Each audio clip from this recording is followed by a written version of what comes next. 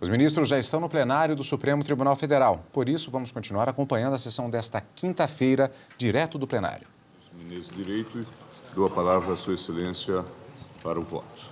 Senhor presidente, em primeiro lugar, eu gostaria de explicitar que esse habeas corpus foi levado a julgamento na primeira turma, mas por publicação do ministro Marco Aurélio, presidente, com a sua habitual cautela, constando a existência de precedente anterior, nós entendemos de afetar o processo ao plenário. Por essa razão é que estamos julgando o presente habeas corpus aqui em plenário. Há uma questão preliminar que foi arguída pelo Ministério Público Federal, no sentido de que, como já havia sido apresentada a denúncia junto ao Superior Tribunal de Justiça e a impetração dirige-se contra o inquérito, esse habeas corpus estaria prejudicado. Eu estou, como já fiz da outra feita, afastando essa preliminar, porque se o habeas corpus está atacando a investigação, marcando a existência de vícios insanáveis, e se a denúncia está apoiada nessa investigação, evidentemente que, deferido o habeas corpus, cai por terra a própria denúncia. Isso quer dizer que a nossa decisão no presente habeas corpus repercute na denúncia. Daí porque não há razão forte o bastante para sustentar a prejudicialidade do presente habeas corpus. Eu, portanto, rejeito a preliminar arguída pelo Ministério Público Federal. Eu acompanho o relator, Excelência. Também. Todos de acordo? Acho que não.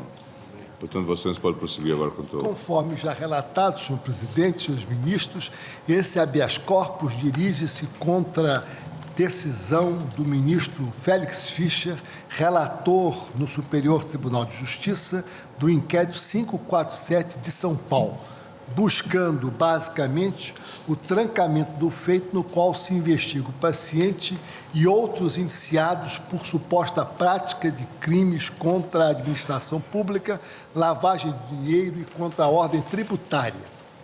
São, em síntese, como já disse no relatório, as seguintes alegações apresentadas na impetração.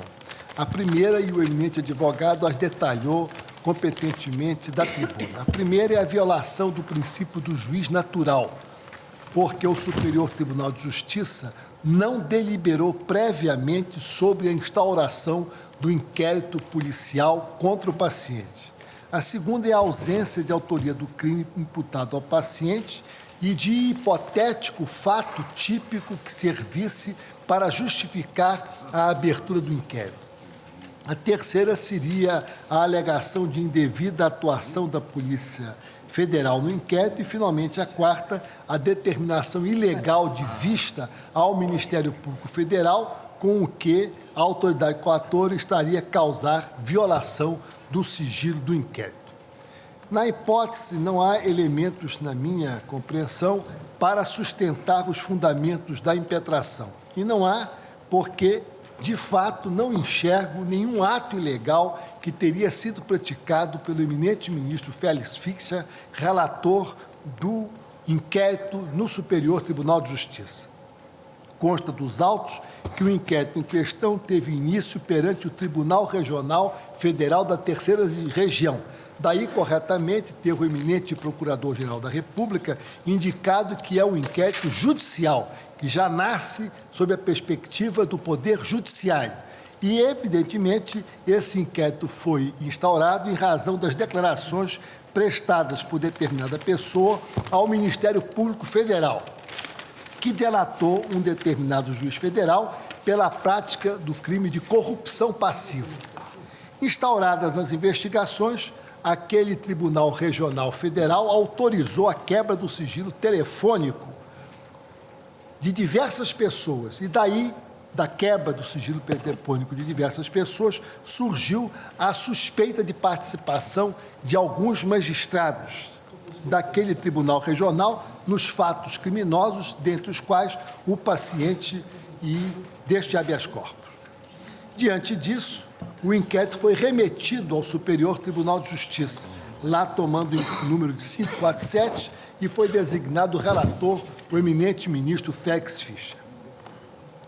A primeira alegação apresentada no presente habeas corpus diz respeito ao princípio do juiz natural, porque o Superior Tribunal de Justiça não deliberou previamente sobre a instauração do inquérito judicial contra o paciente. E eu estou entendendo que essa alegação, com o devido respeito ao eminente impetrante, que fez da tribuna tão substanciosa sustentação, esse alegado é vazio e desprovido de fundamento jurídico, pelo menos na interpretação que atribuo às regras jurídicas que foram invocadas para a impetração do presente habeas corpus. A remessa dos autos do inquérito ao Superior Tribunal de Justiça deu-se por estrito cumprimento à regra de competência originária prevista na Constituição Federal, assim o artigo 105-C, inciso 1, alínea A, em razão da suposta participação de magistrado, que é o paciente, juiz federal do Tribunal Regional Federal da Terceira Região, nos fatos investigados, não sendo necessária a deliberação da Corte Especial daquele Superior Tribunal de Justiça para a instauração desse procedimento. Cabe à Corte Especial receber ou rejeitar a denúncia, conforme o caso, sendo desnecessária a sua autorização para a instauração do inquérito judicial. Eu estou entendendo, senhor presidente e senhores ministros, com todo respeito àqueles que entendem em sentido contrário, que não se pode dar ao artigo 33, parágrafo único da LOMAN, esse alcance.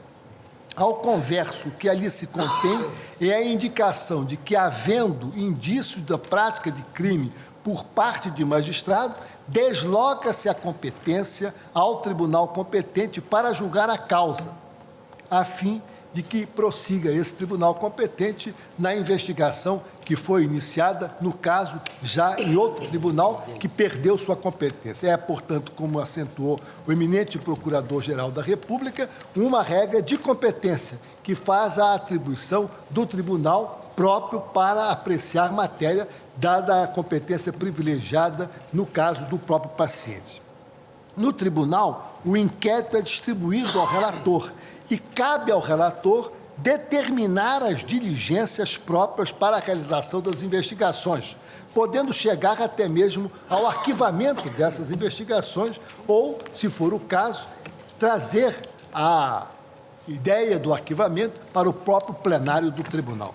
No dispositivo, pelo menos insisto muito, porque há entendimento em sentido contrário, na perspectiva com que analiso as regras jurídicas que estão postas ao julgamento da Corte, não existe conteúdo normativo impondo que seja submetido ao órgão colegiado, desde logo, a autorização para que o inquérito possa prosseguir.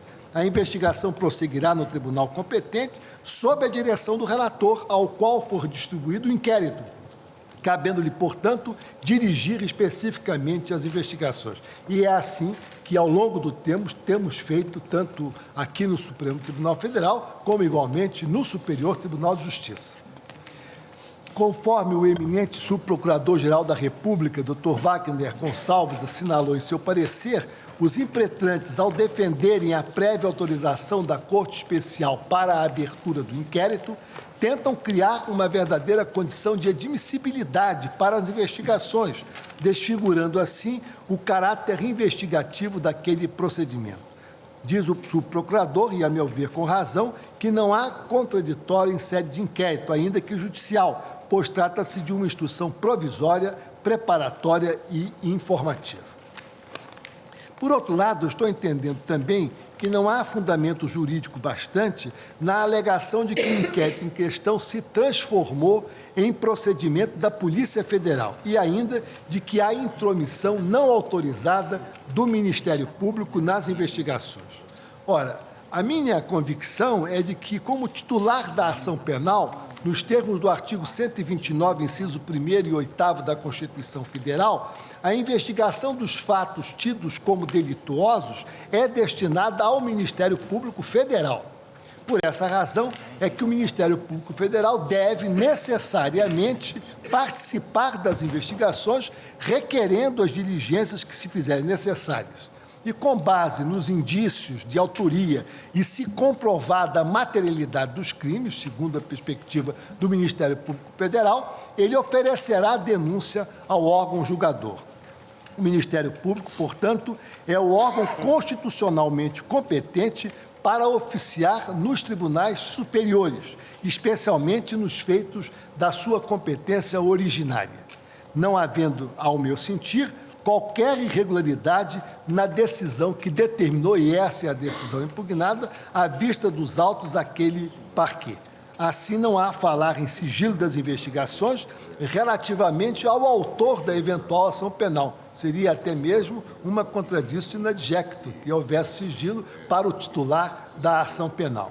O doutor Wagner Gonçalves assinalou também, e a meu ver corretamente, que seria ilógico opor o sigilo ao órgão ministerial se toda a investigação é dirigida a ele, para que analise todos os dados colhidos durante a investigação e forne a sua opinião. O Ministério Público, neste preciso caso, já deu informação, como a Corte já sabe, diante da preliminar que foi submetida, que foi oferecida contra o paciente e outros 15 acusados, em 26 de maio de 2008, uma denúncia, mas ainda essa denúncia não foi apreciada pela Corte Especial do Superior Tribunal de Justiça. Igualmente, também na minha perspectiva, não se sustentam os argumentos da impetração no ponto em que afirma que o inquérito se transformou em procedimento da Polícia Federal. É legitimamente autorizada a delegação dos atos instrutórios do inquérito à Polícia Federal, que os executa por expressa autorização legal e regimental. Os autos bem demonstram que, no caso, trata-se de inquérito que tramita perante o Superior Tribunal de Justiça, sob o comando de ministro daquela Corte Superior de Justiça, que é a autoridade ora apontada como coatora, ao qual caberá dirigir o processo sob sua relatoria, devendo tomar todas as decisões necessárias ao bom andamento das investigações. Vale relembrar, para que fique bem claro, que ao juiz compete comandar as providências necessárias no curso do inquérito. A autoridade policial, portanto, isso é importante que fique bem assinalado, subordina-se à autoridade judiciária, sem nenhuma autonomia, age até por delegação da autoridade judiciária nessa fase do inquérito já em curso no tribunal, seja para determinar a quebra do sigilo, seja para determinar eventual medida restritiva de liberdade.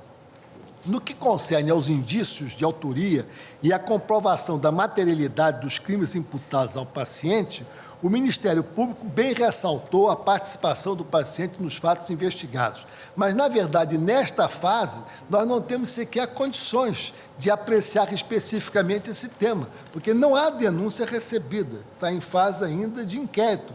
E o habeas corpus dirige-se especificamente contra ato do ministro relator no momento do inquérito. De todos os modos, eu estou assinalando aqui que o Ministério Público Federal teve a cautela, e o parecer do procurador assinala isso, de reproduzir os diversos momentos em que se apresenta a presença do paciente a justificar a própria continuação do inquérito, independentemente de manifestação de opinião sobre o cabimento ou não da denúncia, que será objeto de exame pelo Superior Tribunal de Justiça.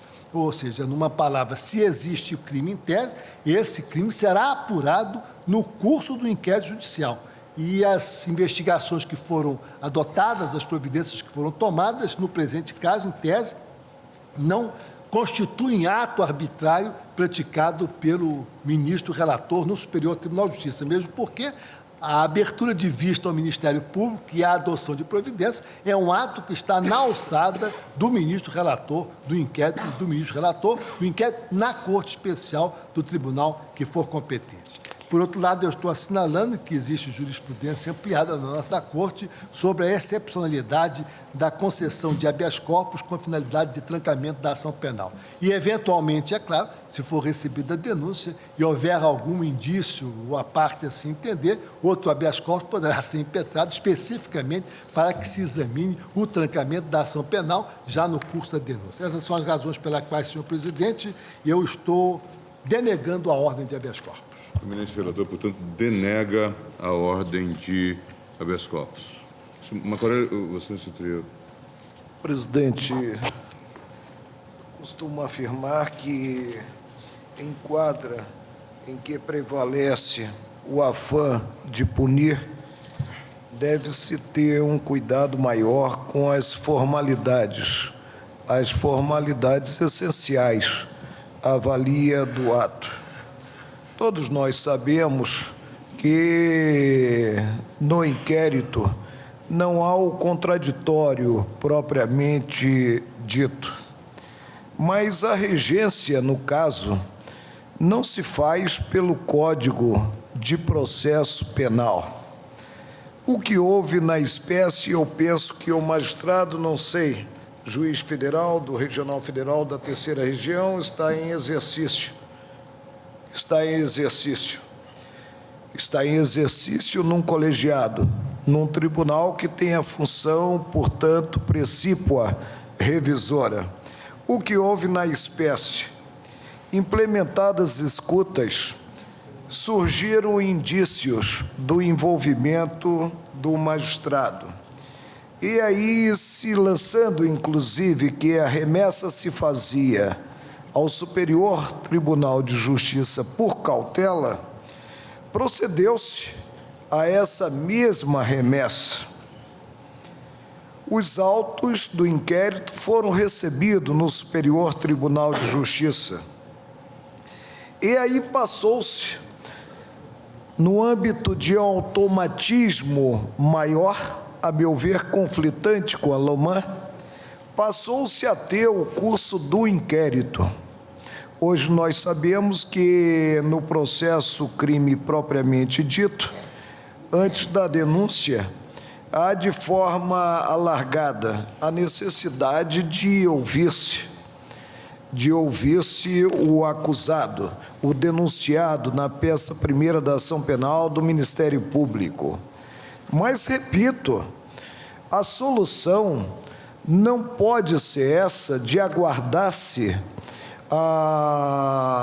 agora a fase de recebimento da denúncia para ter-se, em primeiro lugar, um ato específico do tribunal competente, que é o Superior Tribunal de Justiça, dando sequência ao inquérito. Repito que a sequência resultou de um simples despacho do relator, sem abordagem, inclusive, dos indícios que estariam a, pelo menos, sinalizar o envolvimento do magistrado. Em segundo lugar, conforme constou do precedente mencionado da tribuna, originário de julgamento procedido na segunda turma, tem-se que o artigo 33 há de ser interpretado buscando-se, e aí partindo-se também para a interpretação sistemática considerado 27, buscando-se a finalidade do preceito do parágrafo único que nele se contém. Quando no curso de investigação houver indício da prática de crime por parte do magistrado, a autoridade policial, civil ou militar remeterá os respectivos órgãos ao tribunal, órgão especial competente para o julgamento, a fim de que, e aí pressupõe-se aqui que haja deliberação em tal sentido, prossiga-se na investigação. Essa deliberação não houve. É inconcebível, presidente, ante a LOMAN, que se tendo indícios de envolvimento de magistrado que continua em pleno exercício do ofício judicante, se dê sequência a uma investigação sem que o órgão competente para capitanear essa investigação se pronuncie a respeito. Foi justamente isso que decidiu a segunda turma, sem discrepância de votos, no HC 77-355, dígito 8 do Rio Grande do Sul. Investigação a partir de denúncia, envolvimento de magistrado, formalidade. A teor do disposto no parágrafo único do artigo 33 da Lei Orgânica da Magistratura Nacional, Lei Complementar 35, 14 de março de 1979, a continuidade de investigação. A remessa do processo ao Ministério Público e o oferecimento ou não de denúncia pressupõe uma vez envolvido o magistrado, a manifestação prévia do tribunal ou do órgão especial a ele integrado. A condição é essencial à valia de qualquer dos atos referidos, não se podendo cogitar de preclusão decorrente de já haver sido recebida a denúncia. Foi a decisão proferida, repito, em 98, pela segunda turma do tribunal. E o vício, a meu ver, ele precede até ao ato, e admito que se mostrou um ato simplificado ante a sobrecarga de trabalho, ao ato que implicou, como eu disse, uma sequência automática, acatando-se a remessa pelo órgão de origem das investigações. Há um vício que precede. Eu extraio, presidente, já que o processo crime e o inquérito embrionário desse processo crime pode levar à perda do cargo, eu extraio do artigo 27 da LOMAN a maior eficácia possível, no que esse artigo, ele prevê que, em qualquer hipótese, é como começa o parágrafo 1º do artigo 27, a instauração do processo, e aqui para mim, o vocábulo, muito embora sem a perfeição técnica jurídica, envolve autos de inquérito, a instauração do processo preceder-se-á da defesa prévia do magistrado. É importante que se ouça o magistrado, e essas normas não visam proteger o cidadão que personifica o Estado juiz. Essas normas visam proteger o próprio cargo ocupado. Foi o questionamento que fiz. Esse magistrado hoje, sem saber considerado o pronunciamento do Superior Tribunal de Justiça, as razões pelas quais está envolvido no inquérito, continua exercendo o ofício judicante, julgando os semelhantes e os conflitos de interesses que envolvam os semelhantes, continua atuando como Estado juiz, sem ter sido ouvido para deliberação que, a meu ver, tem que ser específica do colegiado, quanto à continuidade do inquérito. Nós estamos diante, a meu ver, de uma automatização do curso do inquérito. Repito, os autos foram deslocados, como salientado por quem os remeteu, por cautela. Não houve, evidentemente, o assentamento concreto de indícios envolvendo em si, porque não poderia haver, não seria o Tribunal Regional Federal competente, indícios a envolverem o magistrado. E chegando esses autos no Superior Tribunal de Justiça, ao invés de se procurar ouvir o magistrado, já que o procedimento, e aqui é gênero, não diz respeito apenas ao processo crime, pode estar ligado também a processo administrativo ou a autos de inquérito, né? Deu-se sequência ao procedimento sem ouvir o interessado, que continua exercendo, repito, o ofício judicante, e sem se ter, a meu ver, uma deliberação mínima para assentar o que estaria a levar a essa investigação contra o integrante de um tribunal regional federal. Eu peço vênia, presidente, para reiterar o entendimento que exteriorizei quando do julgamento do habeas corpus 77.355, dígito 8, assentando, já que não esteve envolvida na espécie esta matéria, em primeiro lugar, que só poderia haver a investigação contra o integrante do tribunal se ouvido esse mesmo integrante. E segundo, extraio, portanto, do 27, a maior eficácia possível. E segundo, que o próprio tribunal teria que deliberar quanto a essa sequência. E não houve deliberação do colegiado. Concedo a ordem, entendendo que há de se voltar ao status quo ante, que é a fase da audição do juiz e não desembargador federal, né? E aí eu vislumbro até essa definição não só no título de nomeação do paciente, como também no artigo 34 da LOMAN, que é expresso a respeito, né? E posteriormente ter-se, como já veiculei, o crivo do órgão especial e não simplesmente um despacho do relator dando sequência, né? Dando sequência às investigações. É como voto. Ministra Carmen Lúcia.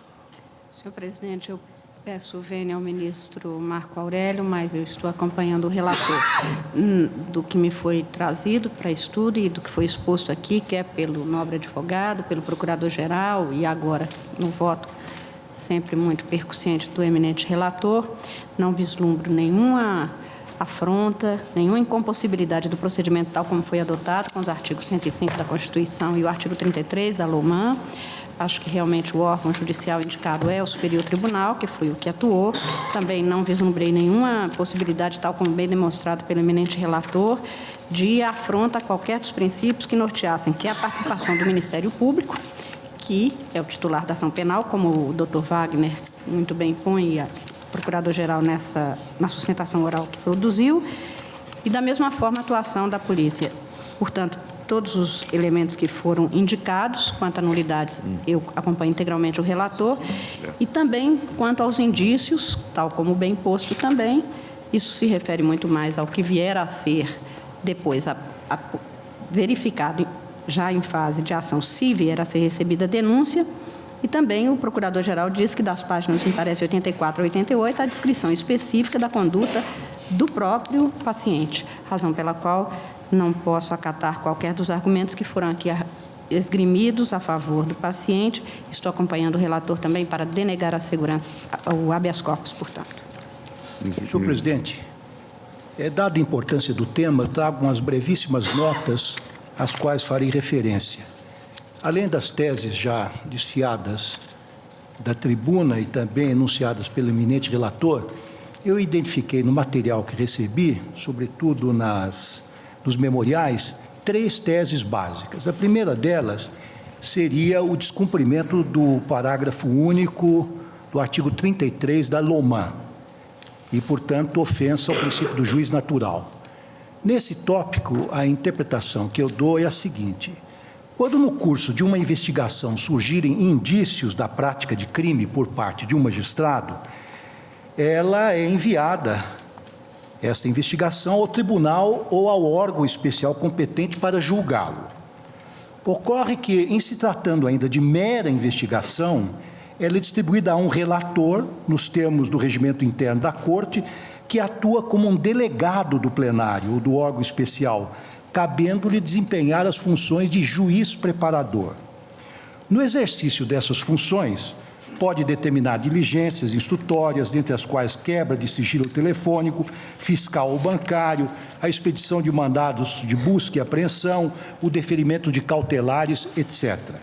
E essas decisões de caráter monocrático sempre poderão ser contestadas perante o colegiado maior, mediante o instrumento processual adequado.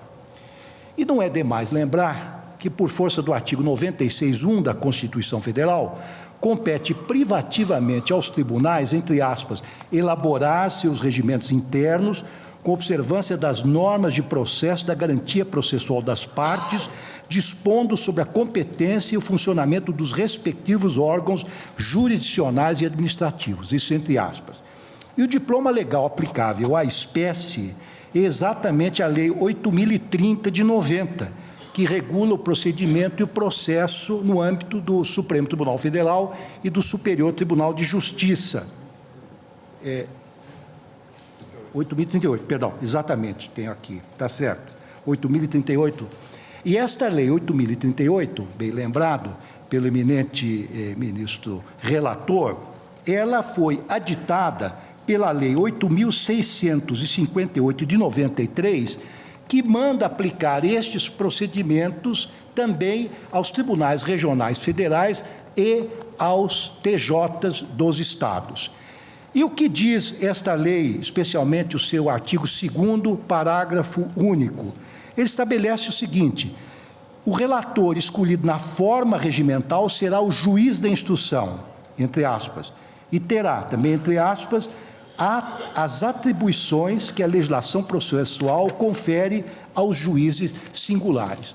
Portanto, é perfeitamente dentro da lei, dentro da legalidade, esta competência que se atribui ao relator para presidir o inquérito. Não há nenhum problema, não há nenhuma violação, a meu ver, ao artigo 33, parágrafo único da LOMAR. A segunda tese que foi ventilada é a seguinte: a nulidade dos atos da autoridade impetrada, notadamente no tocante à quebra dos sigilos telefônico, fiscal e bancário, bem como a falta de fundamentação de suas decisões.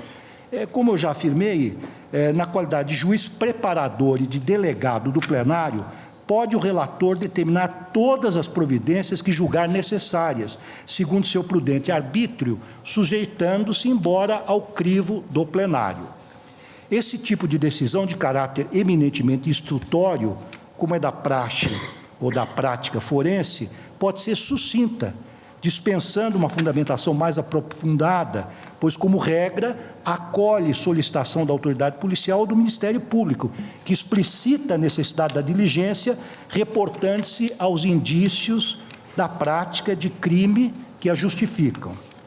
A terceira tese é a da nulidade da denúncia pela ocorrência dos vícios na investigação e por serem os fatos atribuídos ao paciente atípicos. E eu digo, então, que é pacífica a jurisprudência desta Corte, no sentido de que eventual nulidade registrada na fase investigatória, da qual resulta uma peça meramente informativa, não contamina a ação penal, se outras provas idôneas forem produzidas ao longo da instrução criminal. Imputa-se ao paciente, bem assim a outros 15 acusados, a prática dos crimes de prevaricação e de formação de quadrilha, previstos, respectivamente, nos artigos 319 e 288 do Código Penal. Fatos estes, em tese, típicos. Se eles foram ou não cometidos pelo paciente e os demais indiciados, como disse o eminente relator, isto é matéria a ser debatida sob o crivo do contraditório no bojo da ação penal. Os demais argumentos, aqueles que diz respeito ao sigilo relativamente ao Ministério Público e de uma autonomia da Polícia Federal no que concerne às investigações, foram, a meu ver, muito bem rebatidas pelo eminente relator, razões pelas quais, senhor presidente, eu também indefiro a ordem, pedindo vênia ao eminente ministro Marco Aurélio. Ministro Edson. Eu vou pedir vênia também ao ministro Marco Aurélio para acompanhar o relator. Ministro Joaquim Barbosa. Também eu peço vênia para acompanhar o relator. Ministro Carlos Brito.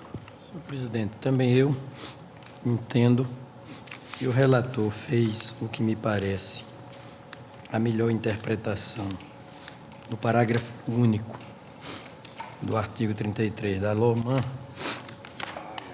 agora com as achegas preciosas do ministro Lewandowski, que, interpretando a Lei 8.038, de 1990, também não enxerga nela nenhum comando que venha significar a obrigatoriedade de instauração ou de condução colegiada de inquérito. Eu, portanto, peço vênia ao ministro Marco Aurélio para acompanhar o eminente relator. Peluso.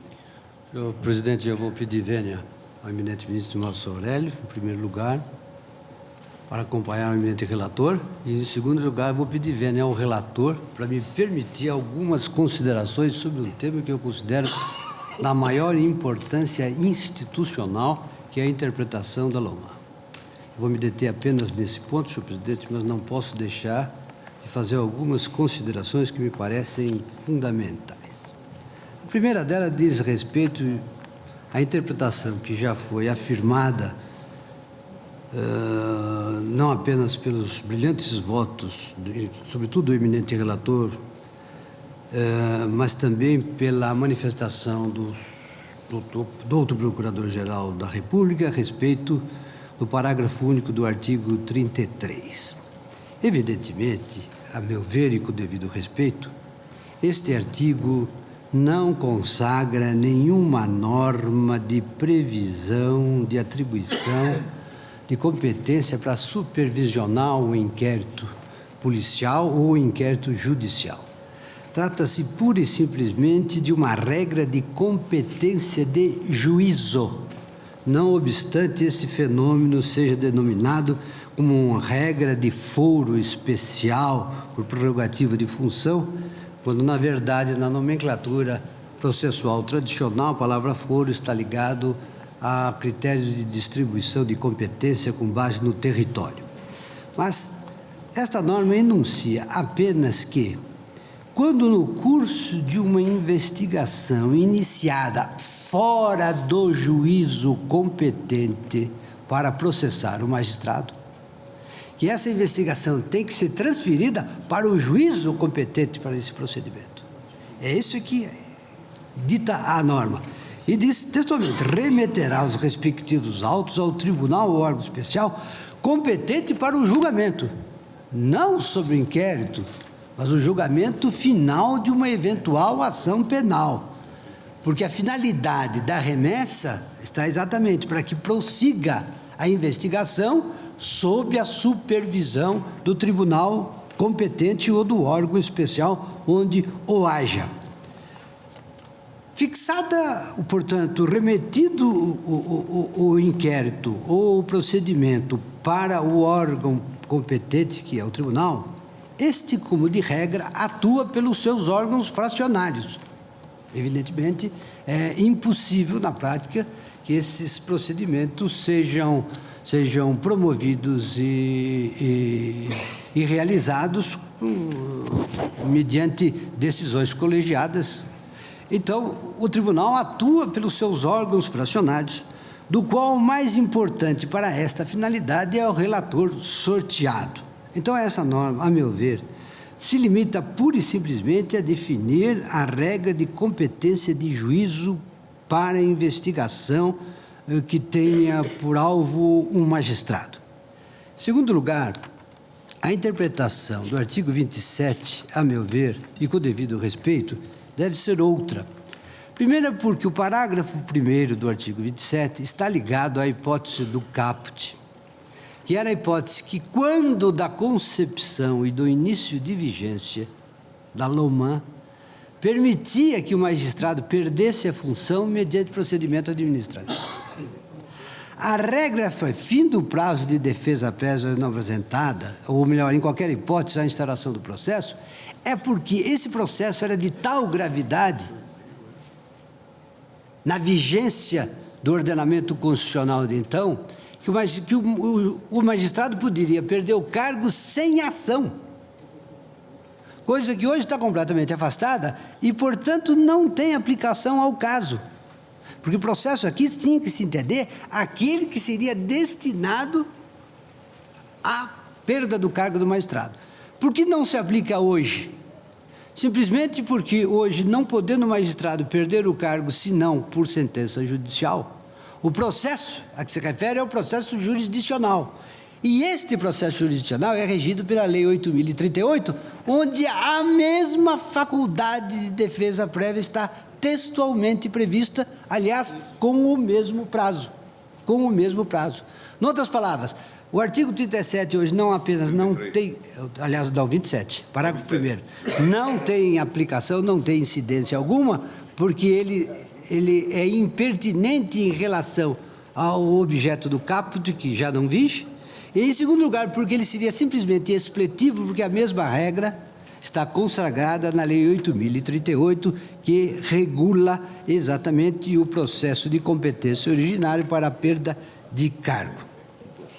Em segundo lugar, em se tratando de um processo originário de perda de cargo, o procedimento, como já destacou o eminente procurador e os brilhantes votos que me antecederam, o procedimento é regido pela Lei 8.038. Ora, perante a Lei 8.038, a competência para a supervisão do inquérito é do relator. E é o textualmente como se pode tirar da conjugação de várias de suas normas. Mas vejamos alguma delas que me parece de toda a relevância. Por exemplo, o parágrafo 1º do artigo 1º fala em diligências complementares que antecedem o recebimento da denúncia. Poderão ser deferidas pelo relator, o que significa, portanto, que o relator, ainda no curso do inquérito, é que tem competência para definir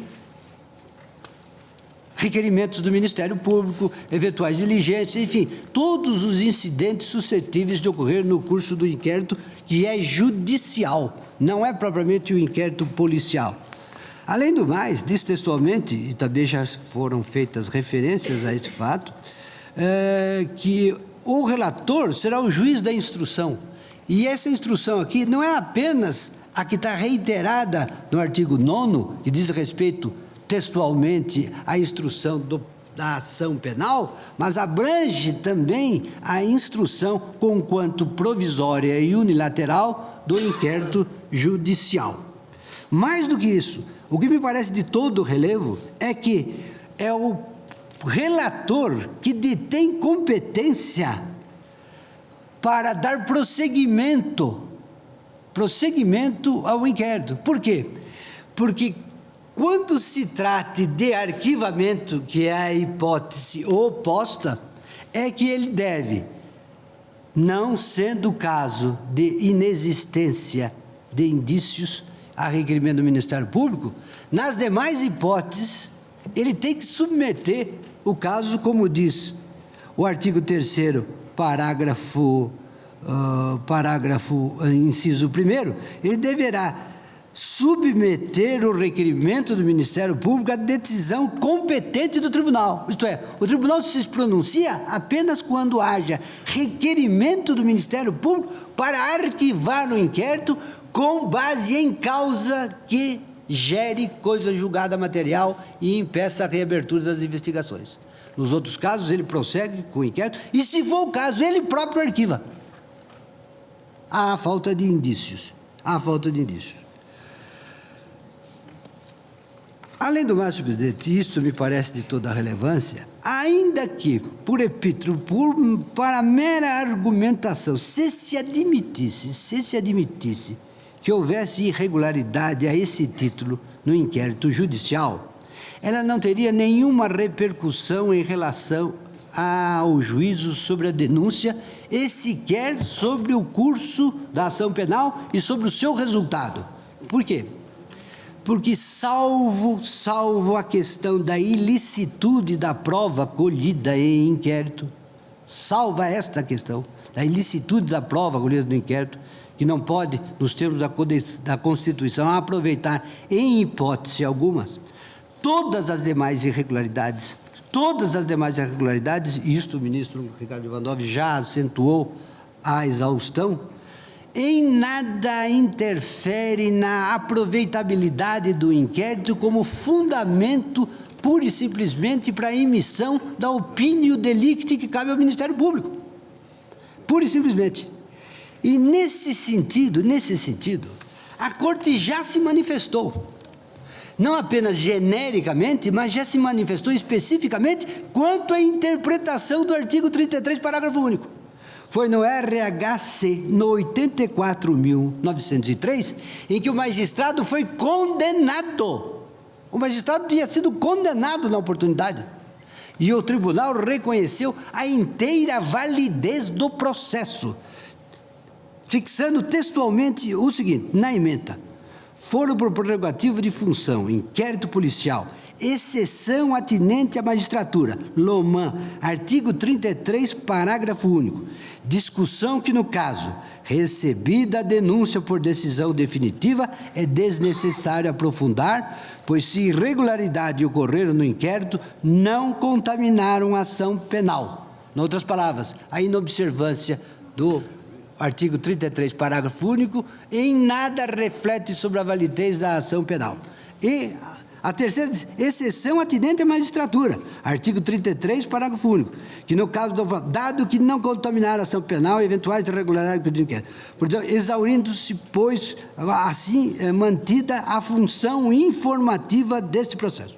E, em seguida, no eminente relator, que foi o ministro Sepúlveda, pertence, então faz consideração sobre a irrelevância desses dados na condenação que tinha sido fixada pelo tribunal. E eu faço menção aqui, senhor presidente, a outros e a velhíssimos acordos desse tribunal, desde um de 1986 e 87, do ministro Carlos Madeira, Nerda Silveira, Alfredo Buzaide, Cordeiro Guerra, Nelson Jobim e, recentemente, o ministro Eros Grau, todos eles, e RHC 65, 289, 63, 213, 60, 069, 58, 120, 83, 233, do ministro Eros Grau, 83, 921, fixando exatamente esta tese de que as irregularidades do inquérito policial não se refletem sobre a validez nem da denúncia, nem sobre a inteireza da ação penal. Até porque nós poderíamos imaginar que o magistrado pode ser denunciado sem sequer o inquérito policial. Basta imaginar-se que haja uma prova pré-constituída e suficiente para que o representante do Ministério Público imediatamente ofereça a denúncia. Neste caso, nós teríamos que, fixando uma tese oposta, de dizer que os elementos que retrataram para efeito de emissão da opinião delicti do Ministério Público, casualmente, num procedimento qualquer, deveria ser antecedido de um juízo prévio do tribunal sobre a possibilidade da produção desses documentos, o que, com devido respeito, parece pouco sustentável. Em outras palavras, se um magistrado pode, perante o juízo competente e obedecidas as garantias ou atendidas as garantias previsto na Lei 8.038 e na Constituição, com defesa prévia, etc., todos eles, é de pouco relevo que o tribunal não se tenha, porque seria desnecessário pronunciar-se sobre o curso das investigações, de cuja conclusão resultaram os fundamentos da denúncia oferecida pelo representante do Ministério Público. Razões pelas quais, pedindo vênia mais uma vez ao eminente ministro Marco Aurélio, para divergir de sua excelência, e pedindo vênia ao eminente ministro relator, porque me excedi nesses argumentos que sua excelência, de certo modo, já havia sintetizado, eu também denego a ordem. Presidente, só uma observação, e aí eu, evidentemente, tomo a dicção do tribunal como linear. Nós sabemos que ministro do Supremo pode ser processado no próprio Supremo, considerados crimes comuns. Indaga-se o inquérito e a sequência do inquérito não depende de pronunciamento do colegiado? Ministro Sousa Melo.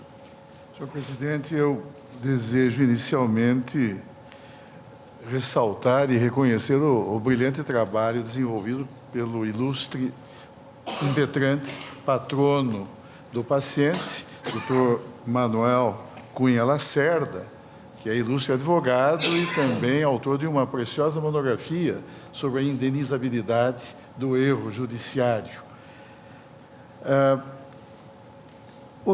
Os temas suscitados nessa impetração são realmente relevantes, e isso ficou demonstrado por todos os votos aqui proferidos, desde aquele emanado do eminente ministro Carlos Alberto Menezes Direito, relator da causa, como daquele proferido pelo eminente ministro Marco Aurélio, que dissentiu das premissas e das conclusões a que chegou o eminente relator.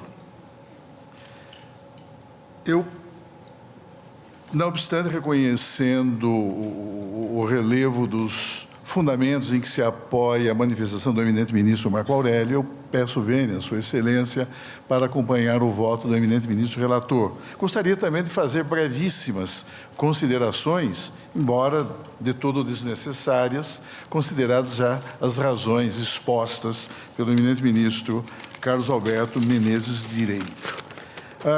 Também entendo que não há, e nem se registra na espécie, a alegada ofensa ao postulado do juiz natural. É certo que se trata de uma garantia constitucional da maior importância, mas, na espécie, aplicou-se a regra inscrita no parágrafo único do artigo 33 da LOMAN, que foi positivada como meio de proteção menos à pessoa do magistrado e muito mais às funções que ele exerce. Mas, no fundo, trata-se de uma regra de competência, especialmente tratando-se de órgãos colegiados.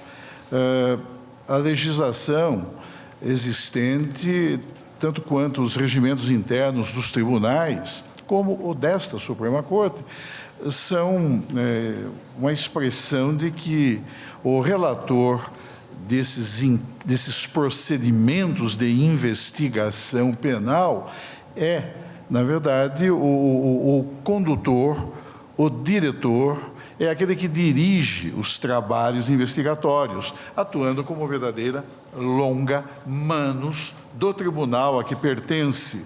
É certo, e aqui já foi dito pelo eminente ministro Lewandowski, que a atuação jurisdicional do relator desses procedimentos de investigação penal, essa atuação jurisdicional estará sempre sujeita ao controle recursal ou até mesmo mediante habeas corpus. Daí porque a própria jurisprudência do Supremo Tribunal Federal admite a impetrabilidade de habeas corpus ou até mesmo, quando for o caso, quando não estiver em discussão de forma imediata qualquer suposta lesão à liberdade de locomoção física, até mesmo mandado de segurança perante o órgão colegiado. Portanto, incide aí, de maneira plena, o postulado da colegialidade, que traduz o meio pelo qual o tribunal controla em sede jurisdicional os atos praticados pelo relator da causa. De outro lado, senhor presidente, o sistema que se estabeleceu no âmbito dos tribunais, eu me refiro em particular ao sistema existente no Superior Tribunal de Justiça e também nesse Supremo Tribunal Federal, é um sistema que se aproxima muito do modelo concebido pelo parlamento italiano, quando, em 1988, promulgou o seu novo Código de Processo Penal, que sofreu reforma em 1990 e depois algumas alterações posteriores. E é um modelo que talvez deva ser considerado, eventualmente, pelo próprio legislador brasileiro. Mas o fato é que, no modelo italiano, a investigação preliminar instaura-se já em primeiro grau perante o juiz das investigações preliminares. E caberá a ele não atuar como órgão de investigação, mas dirimir eventuais controvérsias e proferir decisões para adotar ou não medidas cautelares de natureza pessoal, como a decretação da prisão cautelar ou outras medidas restritivas de direitos, ou conceder ou provimentos cautelares na esfera patrimonial. Mas, de qualquer maneira, com a atuação do órgão do Ministério Público, que é quem, na verdade, é o destinatário de todos os elementos de informação coligidos ao longo da investigação penal. De outro lado, senhor presidente, também não vejo aqui desrespeito ao princípio da colegialidade quando se alega que as decisões monocráticas que decretaram a quebra de sigilo das pessoas sob investigação, inclusive do ora paciente, seriam decisões usurpadoras da competência do órgão colegiado, do órgão plenário. Primeiro, porque, como já foi dito nesse julgamento, o relator atua como longa-manos do plenário do Supremo, do Tribunal, no caso específico do eminente ministro Félix Fischer, longa-manos do Superior Tribunal de Justiça. De outro lado, a mim não me parece subsistente a alegação de ofensa ao artigo 93, inciso 9 da Constituição, que impõe a qualquer magistrado, inclusive aos juízes dos tribunais superiores e desta Suprema Corte, o dever de motivar os atos, especialmente aqueles atos que impliquem constrição de determinados direitos, inclusive medidas que acabem importando em verdadeira intrusão na esfera de intimidade das pessoas sob investigação. É que o conteúdo sucinto do ato decisório por si só não significa que ele não esteja motivado. E, ademais, é preciso verificar que o relator, na espécie, que se valeu-se da técnica da motivação per relationem, incorporando ao texto da sua decisão as razões invocadas, seja pelo Ministério Público, seja pela autoridade policial, em sua representação. E isso permite que a decisão judicial incorpore, mediante remissão, os fundamentos invocados pelos demais órgãos da persecução penal.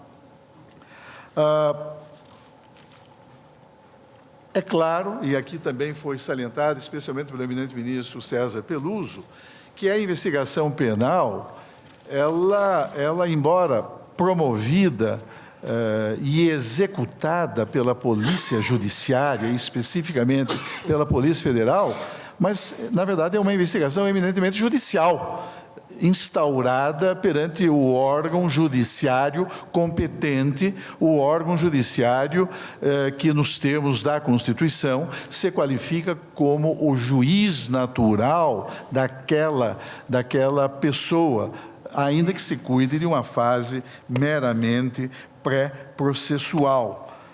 E sob essa perspectiva, o inquérito judicial é dirigido pelo relator da causa, a quem a autoridade policial está imediatamente vinculada, tanto que ela tem que se reportar e tem que requerer e tem que formular representações postulando a eventual decretação de prisão cautelar ou a eventual adoção de outras medidas cautelares de natureza pessoal ou patrimonial ao relator da causa. E isso é importante porque, nesse procedimento penal,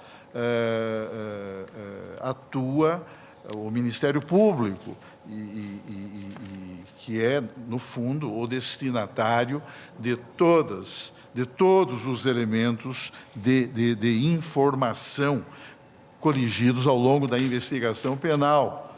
Por isso mesmo é que não é oponível ao Ministério Público o sigilo dessa mesma investigação penal. Seria, na verdade, como disse o eminente ministro Carlos Alberto Direito, uma contradição em seus próprios termos, uma contradictio in terminis, estabelecesse esta oponibilidade do regime de sigilo ao membro do Ministério Público, uma vez que é ele, por excelência, o destinatário dos elementos de informação que permitirão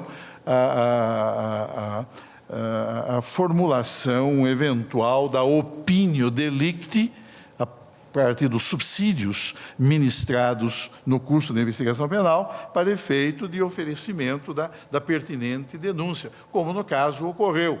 o Superior Tribunal de Justiça ainda não se pronunciou, ainda não efetuou o controle de admissibilidade dessa peça acusatória, mas o Ministério Público, neste momento, convencendo-se da existência de dados mínimos justificadores da imputação penal de determinadas condutas aos diversos acusados, entre os quais o paciente, formulou aquela denúncia e deduziu, portanto, em juízo, a pretensão punitiva do Estado.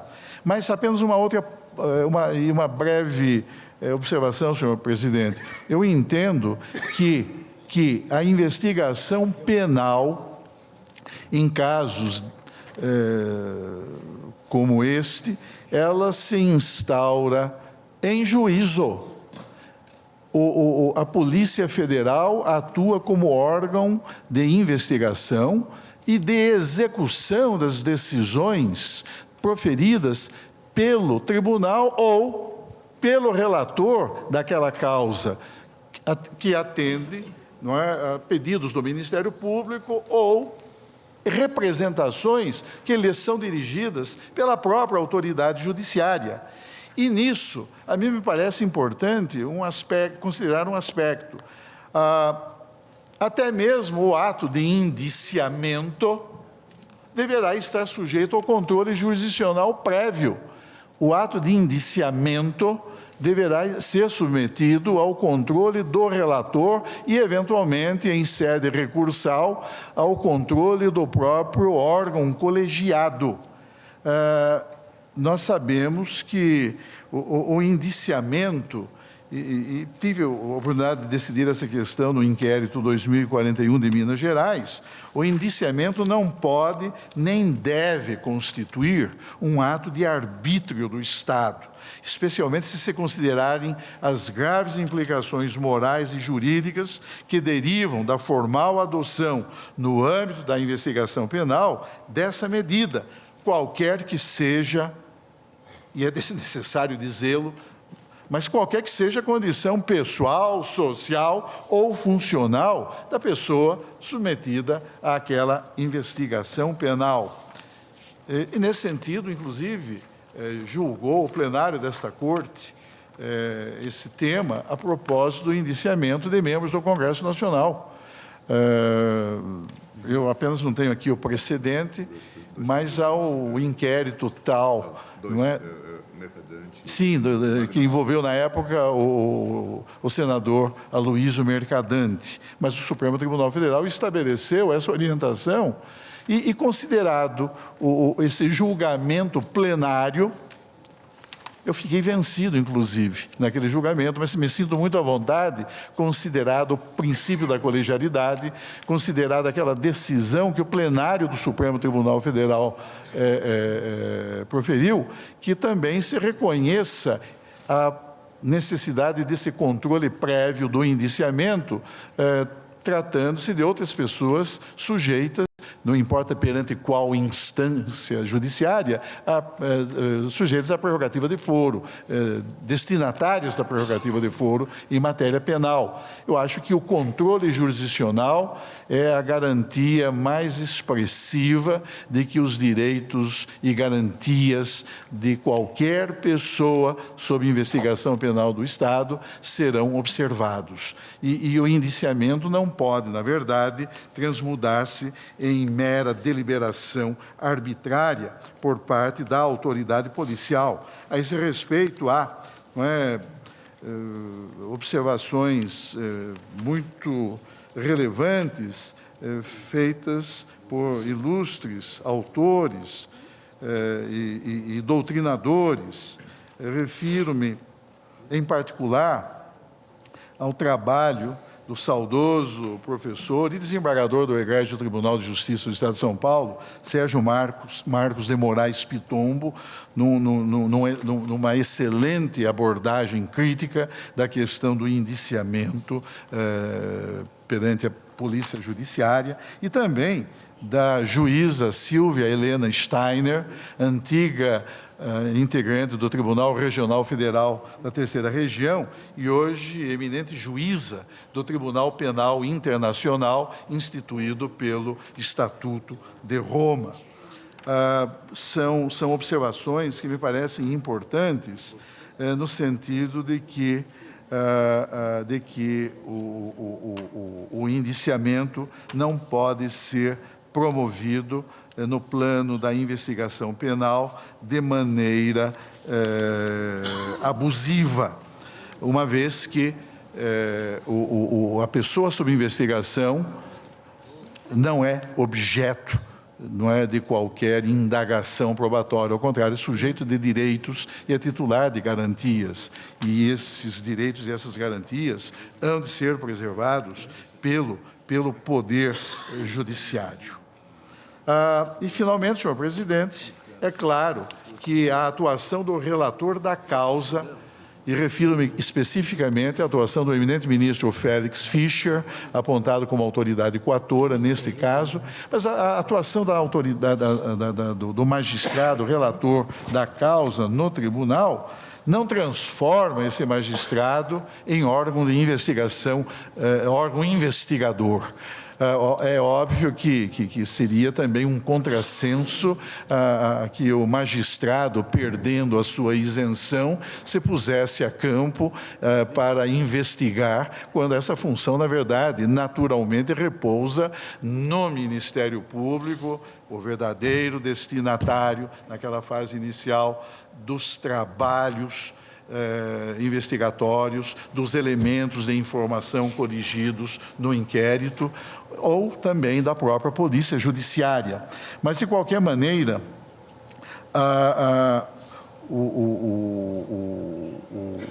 não há que se falar, portanto, observada a atuação do eminente ministro Félix Fischer, que Sua Excelência se tenha deixado contaminar pelos trabalhos de investigação penal que foram realizados no inquérito sob sua relatoria. O eminente ministro César Peluso rememorou aqui um precedente do Supremo Tribunal Federal, de que foi relator o eminente ministro Sepúlveda Pertence, um julgamento proferido no exame de um recurso ordinário em habeas corpus, o RHC 84.903, do Rio Grande do Norte, quando o Supremo Tribunal Federal, nesse ponto específico, deixou positivado que verbis, a competência penal originária por prerrogativa, não desloca por si só para o tribunal respectivo as funções de polícia judiciária.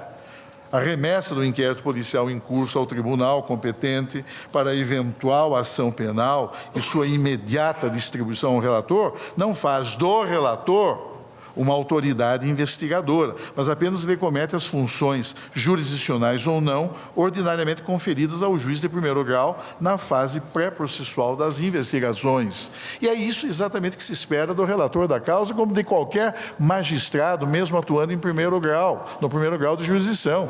Uma atuação efetiva que impeça eventuais desvios abusivos por parte das autoridades incumbidas de investigações penais ou que neutralize atos que culminem por ferir ou por lesar direitos essenciais e garantias básicas de que é titular aquele que sofre uma investigação estatal. Nós nunca podemos nos esquecer de que sempre se presume a inocência de qualquer pessoa sob investigação penal do Estado, independentemente da natureza do delito que ele tenha sido, cuja prática ele tenha sido atribuída. E esta atuação do magistrado, do relator da causa nos tribunais, ela tem um papel decisivo na medida em que permite ao magistrado, quando exerce de maneira responsável e isenta as suas funções, como ocorre no caso em relação ao eminente ministro Félix Fischer, tem um sentido altamente positivo para a proteção efetiva, real, das liberdades de que é titular a pessoa que sofre os atos de persecução penal por parte do Estado. Assim, senhor presidente, pedindo vênia, eu acompanho o douto voto proferido pelo eminente ministro relator.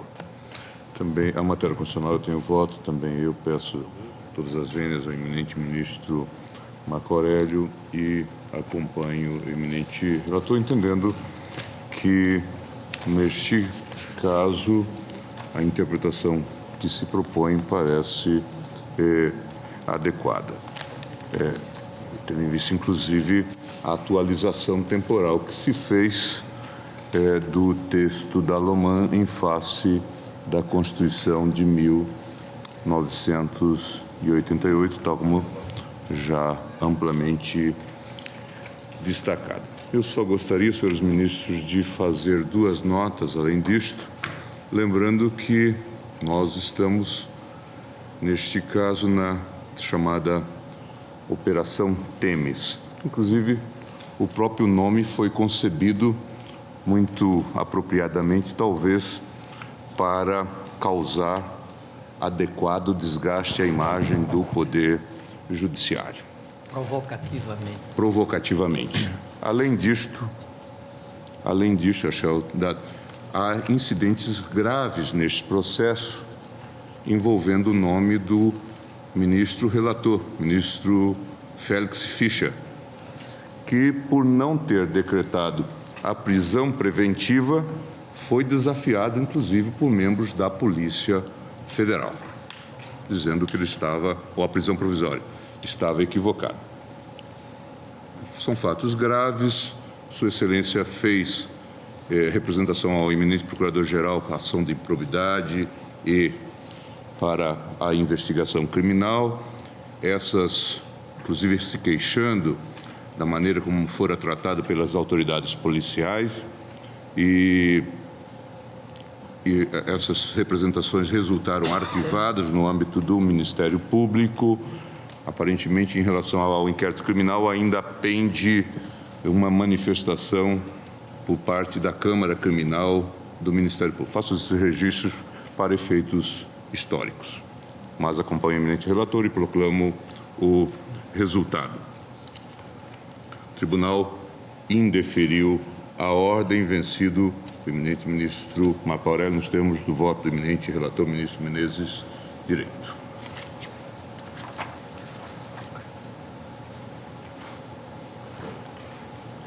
Ministro Celso de Mello.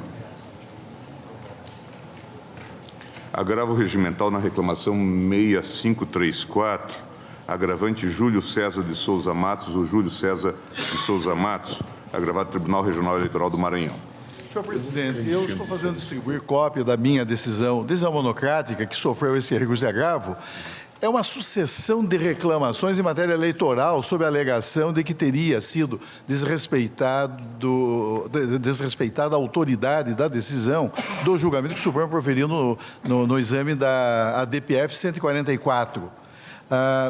Eu tenho negado seguimento a todas essas reclamações porque o tema suscitado nelas sequer foi apreciado pelo Supremo Tribunal Federal. Quando esta Corte julgou improcedente a DPF 144, que fui relator, ela estabeleceu as seguintes conclusões. Primeiro, a regra inscrita no parágrafo 9º do artigo 14 da Constituição, na redação dada pela Emenda Constitucional de Revisão 4 de 94, não é auto-aplicável, pois a definição de novos casos de inelegibilidade e a estipulação dos prazos de sua cessação, a fim de proteger a probidade administrativa e a moralidade para o exercício do mandato, considerada a vida pregressa do candidato, dependem exclusivamente da edição de lei complementar, cuja ausência não pode ser suprida mediante interpretação judicial. Segunda conclusão, a mera existência de inquéritos policiais em curso ou de processos judiciais em andamento ou de sentença penal condenatória ainda não transitada em julgado, além de não configurar só por si hipótese de inelegibilidade, também não impede o registro de candidatura de qualquer cidadão.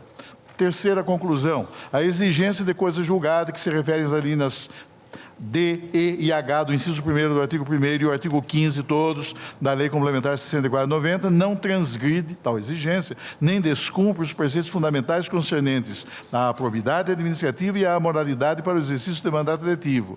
E, finalmente, é o caso de que se trata na espécie e que tem sido veiculado nessas dezenas de reclamações que vem chegando do Supremo Tribunal Federal. A ressalva que alude à linha G do inciso 1º do artigo 1º da Lei Complementar 64/90 mostra-se compatível com o parágrafo 9º do artigo 14 da Constituição, na redação dada pela Emenda Constitucional de Revisão número 4 de 94. Ou seja, o Supremo Tribunal Federal entendeu que a ressalva prevista na norma legal em questão, que permite a superação, ainda que provisória, da causa de inelegibilidade naquelas hipóteses de rejeição de contas, essa ressalva não colide com os preceitos fundamentais da probidade administrativa e da moralidade para o exercício da função. Disse eu, nessa decisão, objeto desse recurso, do presente recurso de agravo, que haveria, sim, ofensa à autoridade da decisão do Supremo Tribunal Federal se os órgãos competentes da Justiça Eleitoral, se esses órgãos tivessem indeferido, denegado o registro da candidatura, com apoio na afirmação e no reconhecimento de que a ressalva autorizadora é incompatível com o texto da Constituição, especialmente após a promulgação da Emenda Constitucional de Revisão. Mas não é o caso. No fundo, o que se questiona nessas dezenas de reclamações é o acerto ou não da jurisprudência que o Tribunal Superior Eleitoral firmou na matéria e que consolidou, num primeiro momento, no enunciado número 1. Posteriormente, em 2006, quando das eleições anteriores, o Tribunal Superior Eleitoral iniciou uma revisão do enunciado 1 da súmula, estabelecendo exigências que têm por finalidade permitir a aferição pelos órgãos da Justiça Eleitoral da real seriedade dos fundamentos em que se apoia a ação de anulação, de invalidação, de desconstituição daquelas deliberações que implicaram a rejeição de contas. Então, não basta mais o mero ajuizamento de uma ação, mas o Tribunal Superior Eleitoral agora vem exigindo que, além do ajuizamento, haja a concessão de um provimento cautelar, ou de um provimento antecipatório, ou de uma medida liminar, e em momento anterior ao pedido de registro. Agora, essa questão, a anterioridade ou não da concessão do provimento cautelar, não foi matéria discutida no julgamento plenário da DPF. Ao contrário, o que se sustentava era que a ressalva inscrita na linha G do inciso 1º do artigo 1º da Lei Complementar 64/90 seria incompatível com o sistema constitucional. E o Supremo Tribunal entendeu que não era incompatível. Ao contrário. E por isso é que eu, na decisão monocrática que proferi, negando seguimento a essa reclamação, ressaltei que a reclamação só tem cabimento, como todos sabemos, em duas hipóteses. Ou, em caso de usurpação da competência do Supremo, ou no caso de descumprimento da autoridade da decisão que esta Corte profere. E apenas aí. Mas a reclamação não é um instrumento de revisão dos critérios que orientaram o Tribunal Superior Eleitoral a firmar determinada jurisprudência ou a sumular num enunciado, como ocorreu em relação ao enunciado número 1, a sua diretriz, a diretriz jurisprudencial predominante naquela alta corte. É por isso que, pelas longas razões que expus, salientei que essa questão não revelava-se estranha ao julgamento da DPF 4. E reproduzi, inclusive, fragmento de uma decisão monocrática da eminente ministra Carmen Lúcia, em que Sua Excelência também faz a mesma observação.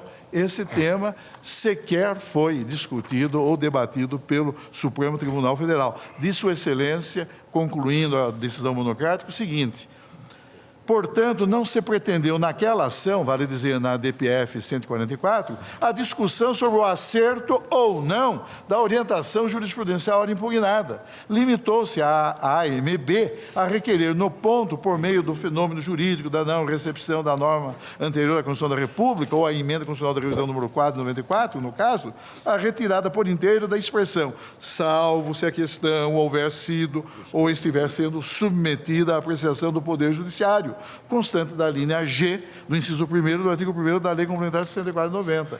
E quanto a esse ponto, quanto a essa alegada incompatibilidade da ressalva meramente legal, o Supremo entendeu que ela era plenamente legítima. Agora, o que não tem sentido é discutir-se e deslocar-se para o Supremo Tribunal Federal em sede de reclamação, no fundo, o exame dos próprios pedidos de registro de candidaturas e a aferição da procedência ou não dos critérios que orientam a jurisprudência que o Tribunal Superior Eleitoral firmou nessa matéria. Por isso, senhor presidente, com base nas razões que expus na longa decisão que proferi, e cuja cópia submeto à apreciação de vossas excelências, eu nego o provimento a esse recurso, mantendo a própria decisão objeto desse agravo.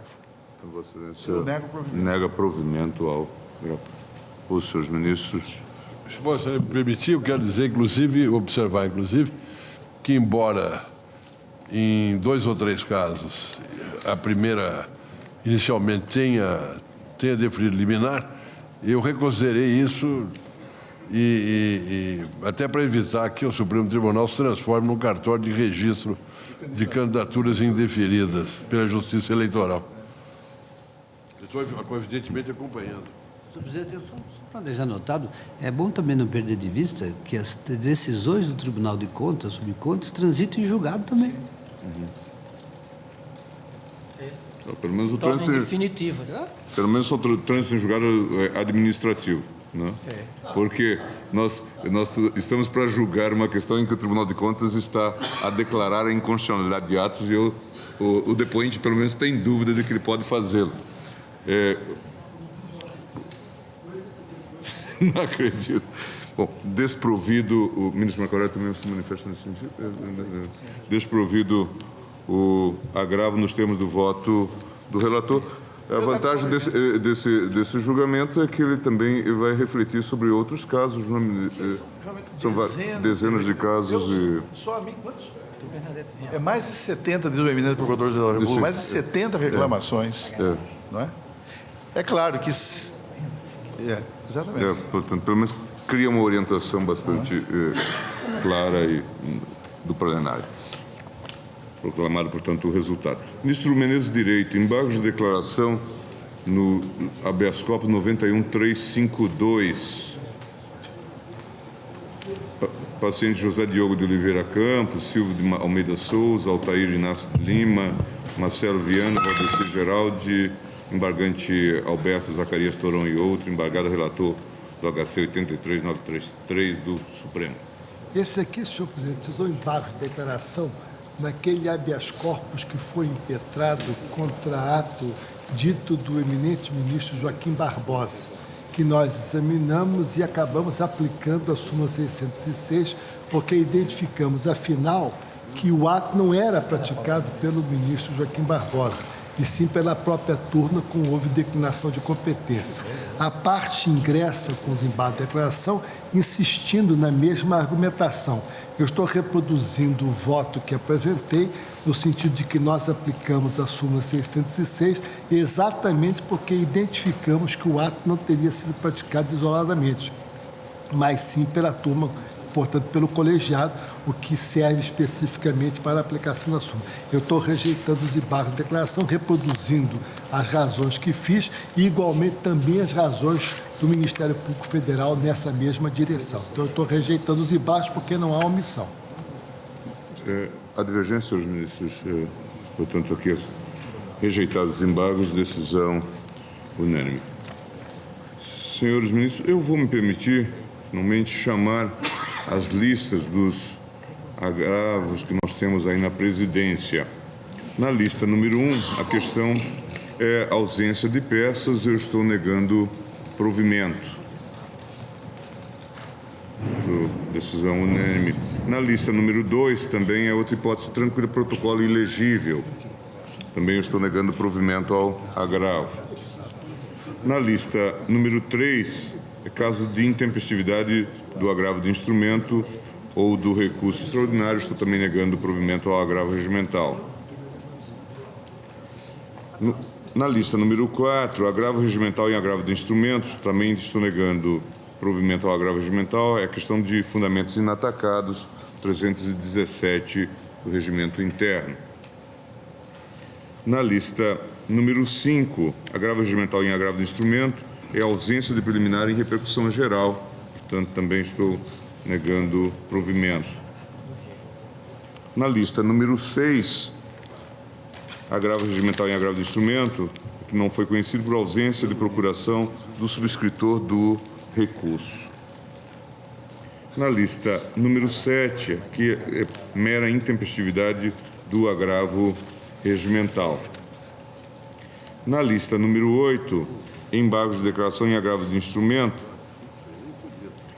aqui é um caso em que eu estou recebendo embargos de declaração recebidos como agravo regimental, a que se nega provimento, a questão de ausência de peças, aí eu averbo a divergência do ministro Marco Aurélio. Também na lista número 9, embargos de declaração em agravo de instrumento, embargos de declaração recebidos como agravo regimental, que se nega provimento, questão de protocolo ilegível, também averbo a divergência do ministro Marco Aurélio. Na lista número 10, embargos de declaração em agravo de instrumento, embargos de declaração recebidos como agravo regimental, que se nega provimento, ausência de preliminar de repercussão geral, averbo a divergência do ministro Marco Aurélio quanto à conversão. Essa é a lista número 10. Lista número 10.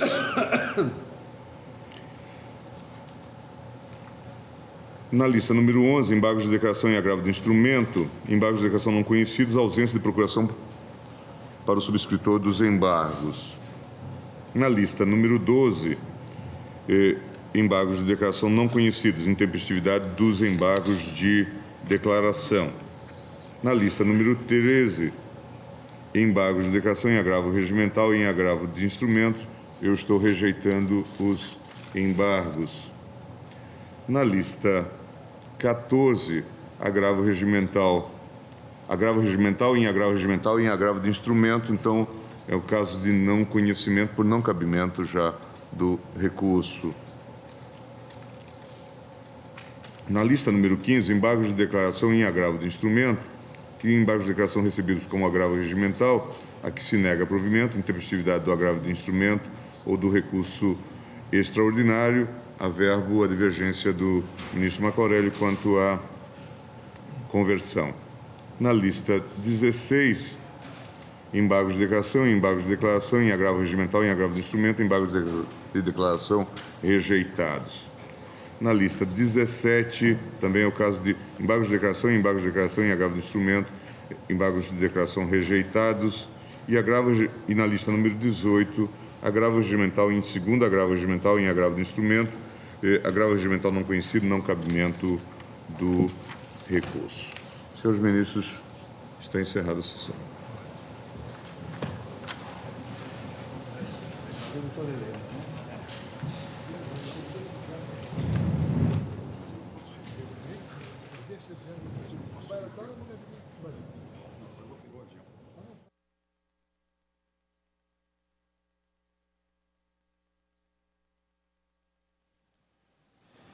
Portanto, encerrada a sessão.